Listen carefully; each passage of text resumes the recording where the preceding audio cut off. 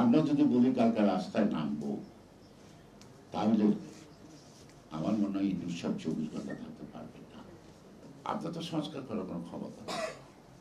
নারী যদি সুন্দরীও হয়, সে যদি বন্ধা হয়, তার প্রতি আকর্ষণ থাকতে পারে, কিন্তু সন্তান জন্ম দেওয়ার ক্ষমতা নেই। আমরা যদি বলি কালকে রাস্তায় নামবো, তাহলে আমার মনে হয় ইউনুস সাহেব 24 ঘন্টা থাকতে পারবে না। তাহলে ভবিষ্যৎ কি? এই বিবেচনায় আমরা এই জায়গায় সমাপ্ত করতে চাই। আমরা চাই ডক্টর ইউনূসের সফল হোক। ডক্টর ইউনূসের সফল মানেই তো আমাদের জুলাই আর আগস্টের আন্দোলনের একটা সফলতা। আর আজকে যারা নাকি জুলাই 24 থেকে এই 11 দিনের আন্দোলনে মুকুট চায়, তাদের কিন্তু মুকুট অনেকে আগেই জাতি দিয়ে দিচ্ছে, আমরাও দিয়ে দিচ্ছি নাকি। কিন্তু প্রশ্নটা হলো, এখানে আমার মনে হয় সর্বশেষ ভিপি ডাকসুকে ভিপি রুম, এরকম অনেক ভিপি আসছে আমাদের জীবনে দেখছি। আমি বিশ্ববিদ্যালয়ের অনেক পুরানা ছাত্রী ছিলাম, তো ছাত্রই দেশের গৌরবময় প্রত্যেকটি পরিবর্তনের মুখ্য ভাবে। এই ছাত্ররা ভাষা আন্দোলন করছিল, মাতৃভাষা। এই ছাত্ররাই মাতৃভাষা, মায়ের ভাষা কেড়ে আনছে। জিন্না পোকার মতো 15% লোক উর্দুতে কথা বলে, তাদের ভাষা রাষ্ট্রভাষা করে। তৎকালীন ভৌগোলিক এলাকায় পূর্ব পশ্চিমে 56% লোক বাংলায় কথা বলে। আর ওখানে সিন্ধি একটা ভাষা, বেলুচে এক ভাষা, ওদের এখানে কিন্তু নানা ভাষা ছিল। কিন্তু এই ভাষার প্রশ্ন যখন সকল বাঙালি এক হলো, সেখানে মানে হলো 56% লোকের অধিকার প্রতিষ্ঠিত করতে গিয়ে রক্ত দিচ্ছে, যাদের দল মত ধর্ম বর্ণ নির্বিশেষে আমরা অবনত মস্তিষ্কে এটা যাই, তাদেরকে সম্মান করতে, তারা আজীবন যুগ যুগ ধরে বাংলার এই দেশ ভূখণ্ডে, তারা এখন এই ভূখণ্ডে না, যে দেশে বাঙালি আছে এই দিনটি পালন করে, পৃথিবীর অন্যান্য দেশে পালন হয়। তো সেখান থেকে তো গণতন্ত্রের বীজ বপন হয়েছে, ওইখান থেকে তো গণতন্ত্রের ধারার একটা আমরা উজ্জীবিত হয়েছি। এরপরে দীর্ঘ লড়াইয়ের মধ্য দিয়ে 69 গণঅভ্যুত্থান, এই জামাল বাইডেন সেদিন নেতৃত্ব দিলেন সামনে, আমরা তো পিছনের কাছে। Walton Washing Machine, simplifying life with hassle-free washing. ওনারা চিন্তা করেন, ভাবনা করেন, রাস্তায় মারামারি পিটাপিটি যা করে ওই বয়সে আমরা থাকবো। আমরা 11 দফার ভিত্তিতে একসঙ্গে করলাম, কোনো রাজনৈতিক দল কিন্তু নেতৃত্ব দেয়। কিন্তু সেই 69 গণঅভ্যুত্থানে একমাত্র মাওলানা ভাসানী অভিযোগে সে অধিকার দিয়েছিলেন, উনি সামনে ছিলেন। কিন্তু আমরা একটা নির্বাচন আগে করলাম, ফলাফল আওয়ামী লীগই পাইল।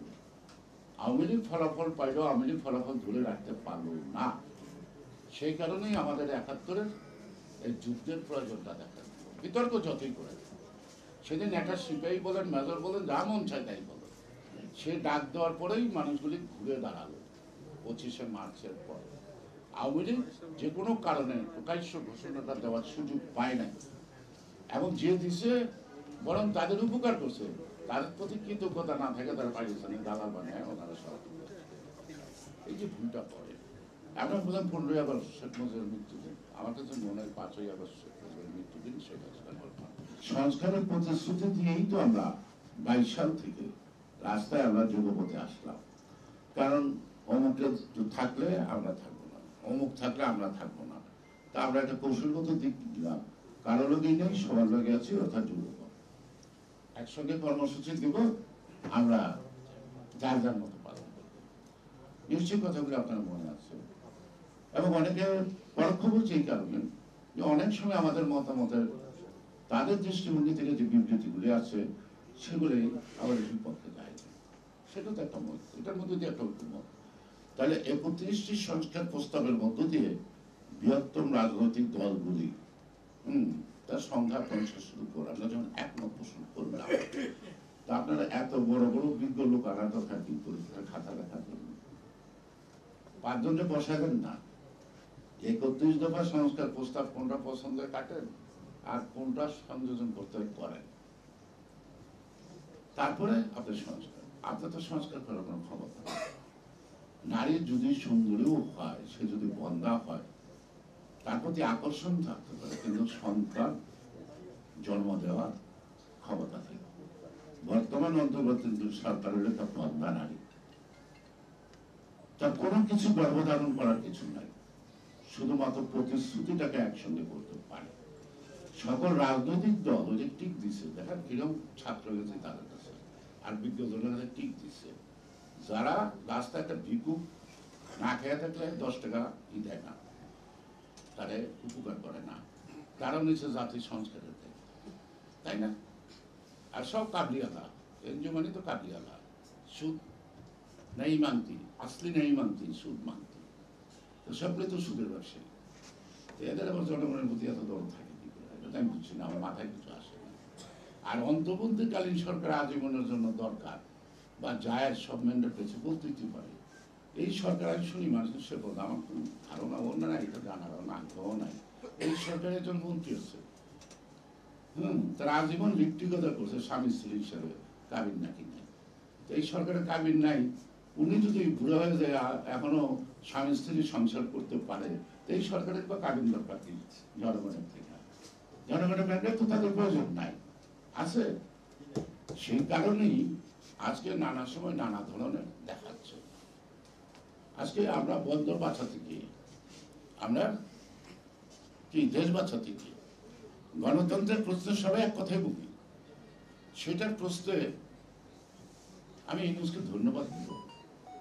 আজকে এই টেবিলে আমরা যারা একসঙ্গে বসছি, হয়তো ইতিপূর্বে একসঙ্গে বসছি, উনি আমাদেরকে একসঙ্গে করতে সহযোগিতা করছে।